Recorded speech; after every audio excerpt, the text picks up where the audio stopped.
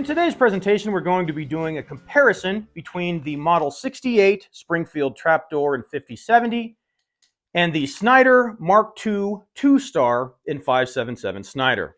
Now, both of these rifles have a lot in common. They both started life as rifled muskets, both 58 caliber, the Snider being originally a P53 Enfield, the Springfield being a Springfield rifle musket.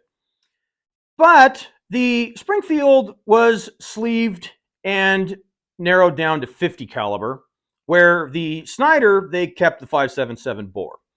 Both rifles had the back end cut off or milled and had the shoe put on. They call it the shoe for the Snider, or have the trapdoor put on for the trapdoor model, and converted to centerfire cartridges.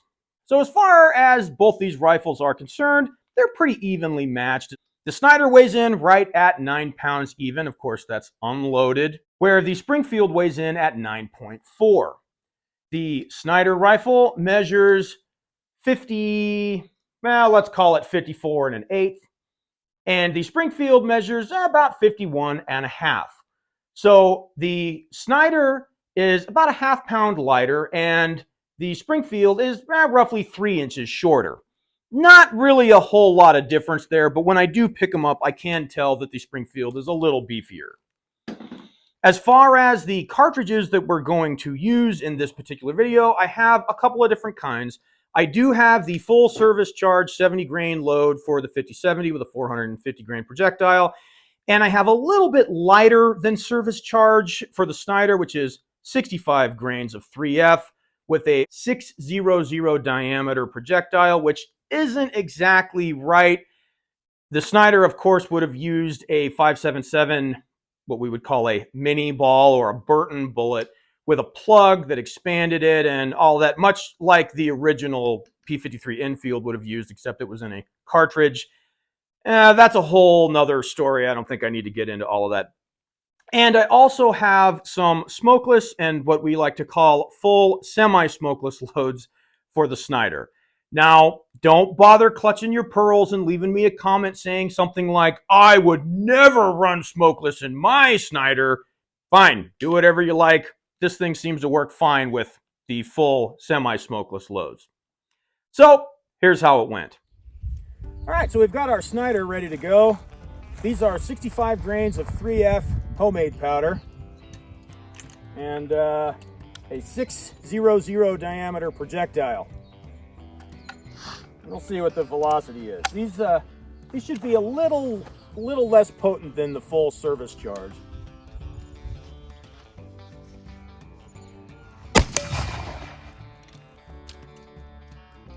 .997.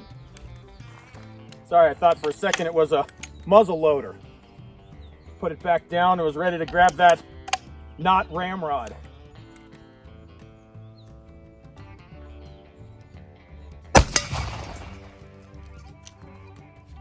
.1004. I keep doing that.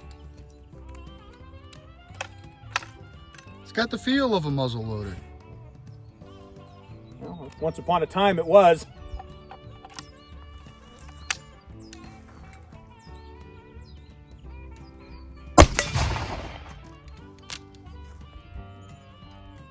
.1017. Okay, it's just habit, I guess. Second nature.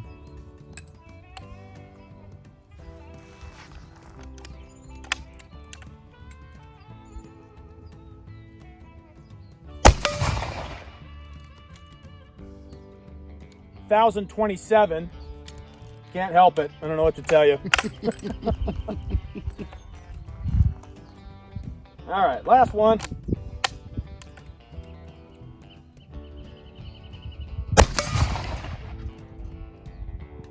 .1006.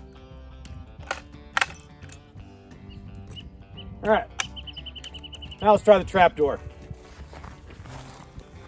All right, so now we have our 68 trapdoor in 5070. These are loaded with 70 grains of 3F with a 450 grain projectile.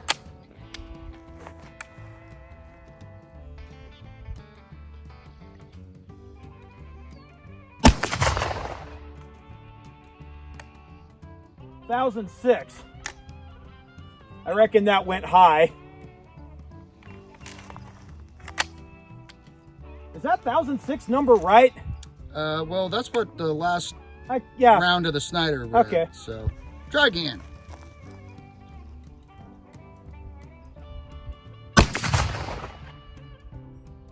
Yeah, 1282. That's better. There we go. I reckon I'm hitting high, but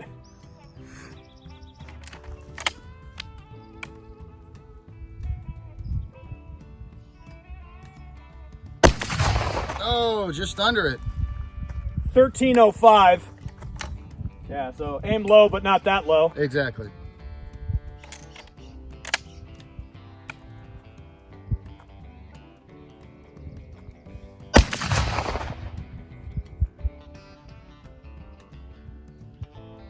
$13.52. Come on, I gotta get one on there at 35 yards.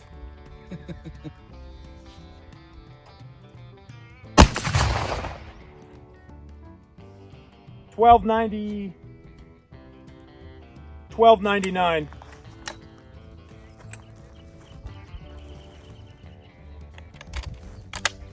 I gotta figure out where this thing's hitting. Yeah.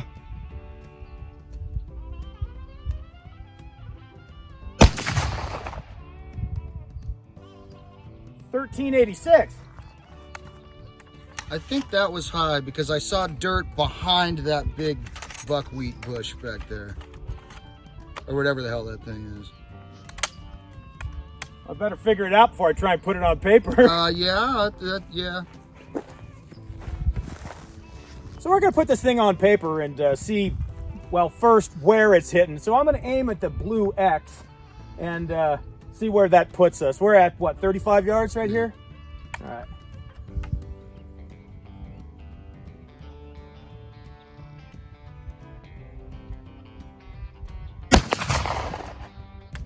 Oh, you see it? No. You're at about 7 o'clock, about 8 inches low. Low? Yeah. I wasn't expecting that. All right, let me try it again.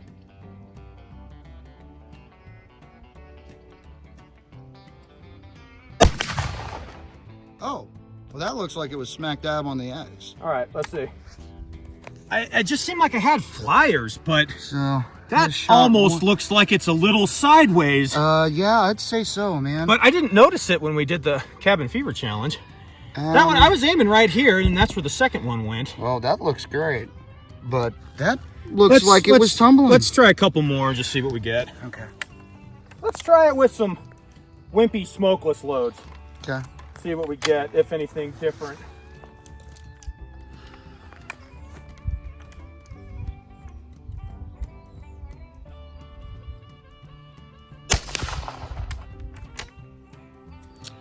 Can't tell. I'm aiming at the paper now. Oh. Oh, I think you're just below the black.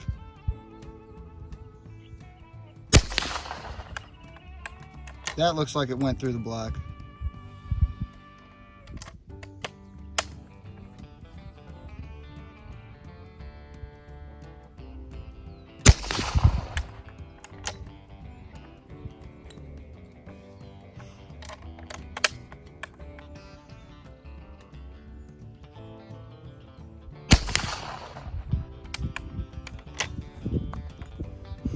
So I better pick those up now.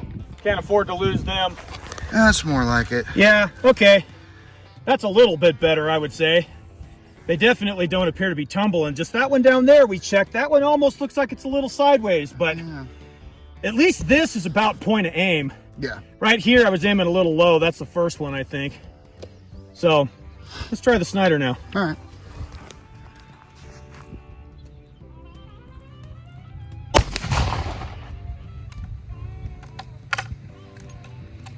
That looks like about 11 o'clock, maybe 6-8 inches.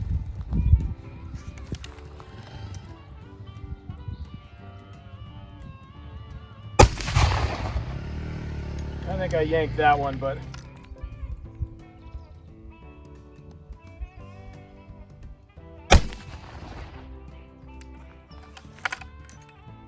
Yeah, I'm pretty sure I can see that right about noon. Ah, lame. That is why you fail.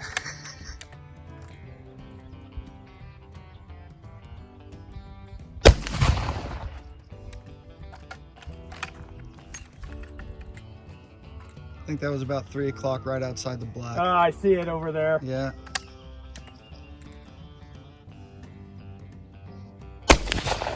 Oh, what the hell? What was that? That's what you get for putting them in your pockets and thinking you're going to keep track of them.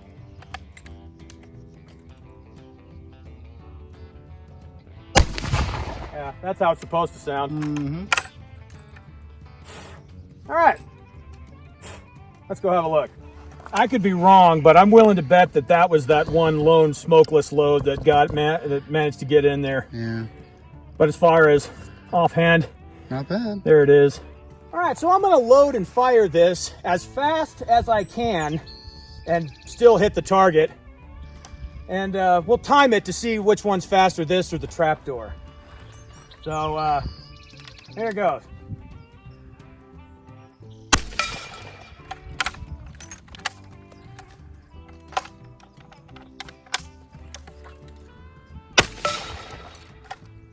Yeah, got to do that judo chop action.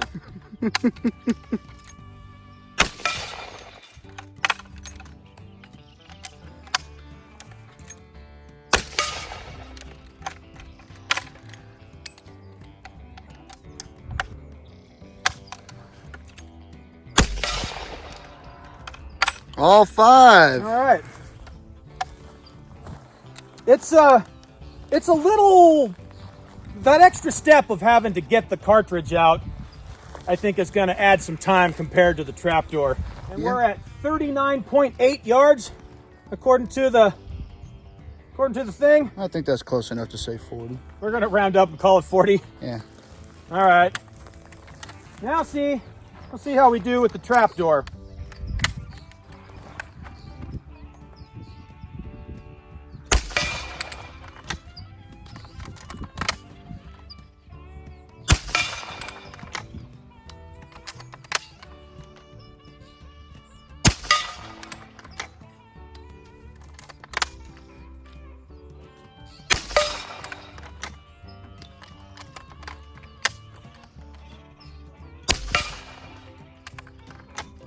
Well, I know which one I prefer. Mm-hmm. So we move back to 100 yards, and we'll just see how it does offhand. And this is 70 grains of 3F in the 50-70.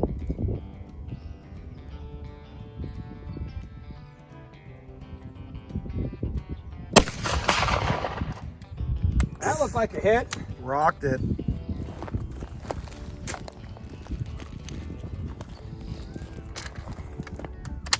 Yeah, don't have to aim underneath it at this distance.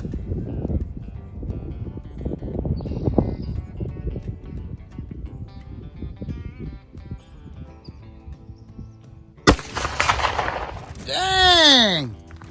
Man, that's got some energy. I bet it would take a buffalo. Oh, yeah, you bet. With the way it throws that freaking gong around? Well, that's what Bill Cody used. It's a 50-70. Yeah. I think his was a 66. Makes good sense.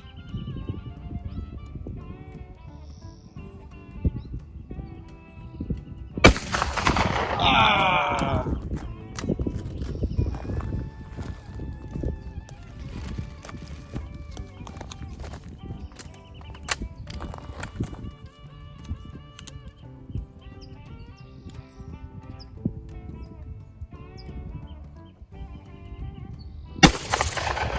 Oh. Just a little to the left, huh? I heard that whistling though. Like that was a flyer or something. Oh, you hear it spinning through the air, you mean? Yeah, but the other 3 I didn't hear doing that. You could hear it like it was tumbling or something. Yeah. Well, I suppose that's a distinct possibility. Well, wouldn't be the first time.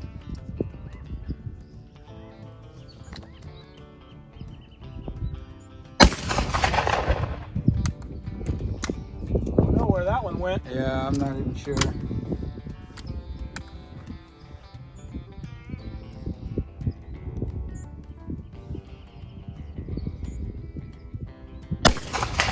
There we go. Oh, good. I didn't end on a miss. Well, now we'll try the 5.77 Snider at 100 yards. See what we get. Now, I don't think you could call this a fair comparison because these are not full power. Well, even the service charge ones, I don't load them that hot.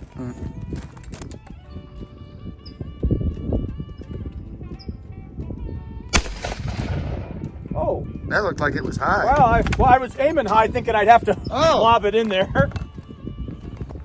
I guess I'll try aiming right at it and see how it goes. Yeah.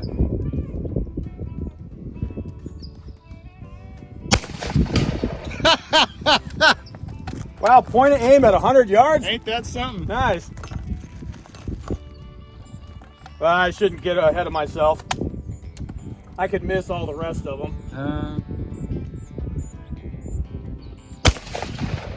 See? Yep. There we go. Woo! That's hot. Yeah, just a little.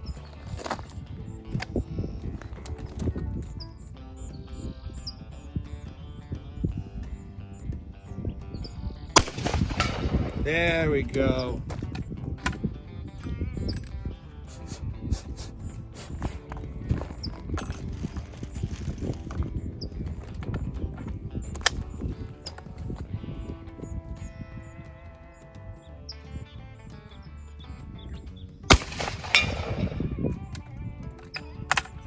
Nice. Last one, Jake. Okay. Cross your fingers, everybody. Yeah. Jeez, I just don't want the bag to fly away, that's all. There you go.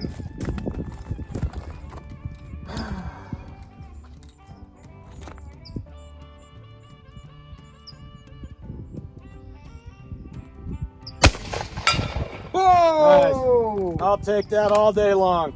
And on a hit. Well, Jake, if you had to choose, which one would you use? Well, what am I doing? Are we dog hunting? Are we walking for a long time? Is it 1870? I hate to answer a question with a question or a multitude of questions. It's 1870 and we're out getting rid of Indians. Oh man, you can't say that. Can you say that? No. We're warring with Indians. Okay. Okay. Yes, we're at war with the indigenous forces, as it were. There we go. I would definitely go with this. Because if it's around here, this is what you're going to be able to obtain ammunition for, where this is probably not nearly as common. As far as the power level goes, I think either one will do the trick on dogs, a combatant, a critter, a buffalo, or whatever. Either one will definitely do the trick. Yeah. But I guess to answer your original question, when we go out hunting, what do I bring? Ah, that's right. You usually do. The last 3 times I brought this. That's right. You did. So why? I don't know. I just like it because it started life as an Enfield musket, I suppose. Yeah. It's a little lighter than the Trapdoor. Is it really? Yeah, not by a lot, but enough. Well, as far as the I can see that. Overall length, negligible in my opinion. Yeah. This is definitely faster and easier to operate. Yeah, in a situation where they're firing back, I would understand the Trapdoor. Yeah, not that this isn't effective. Yeah. It certainly is, but the extra step of having to judo chop the cartridge out of there, the spent case out of there, takes a little bit extra time, and having to upend it, turn it upside down to have it fall out of there, where the Trapdoor spits it out for you, it makes life a lot easier. So I guess depending on what you're doing, they both have their pros and cons. Does the Trapdoor have any cons? Actually, I don't think the Trapdoor does. I think the Trapdoor probably objectively is a better... Well, now that you ran through all of it, I think you're right. I think objectively it's a better firearm. Yeah. But I just like the Snider a little bit better. Well, it's got the cool factor. Well, I think they both have the cool factor. Yeah. But especially nowadays, you can make 5.77 Snider brass for a fraction of the cost of obtaining obtaining 50-70. 5070 brass. That's right. 5070 brass on gunbrokers going anywhere from $5 to $8 a piece. And MagTech recently, I bought a couple boxes that have made some, which is why I have so much brass, is making 24 gauge shot shells, and they're almost the same price as they were before the world lost its mind. Oh, really? Yeah, that's why I bought a couple boxes. It was $26 for a box of 25 of them. Okay. I imagine they don't sell a lot of them, but you can buy that stuff and make it for a fraction of the cost as it is to buy 5070 brass. And if Starline, if you're out there, please, for the love of God, please get back to making 5070 brass. For the love of God. Humanity needs 5070 brass. Yes. This $5-7 a case on Gunbroker is absurd. That's ridiculous. Yeah, it's outrageous. So overall, I like this one a little bit better just because it holds a special place in my heart, I guess. I think objectively the Trapdoor is a better rifle. It's a better weapon. In my subjective, not so humble opinion. So again, objectively, I think the Trapdoor is the better rifle of the two. But subjectively, I prefer the Snider. The Snider is one of my favorite black powder cartridge weapons. The 5.77 Snider is a gigantic, heavy, powerful cartridge.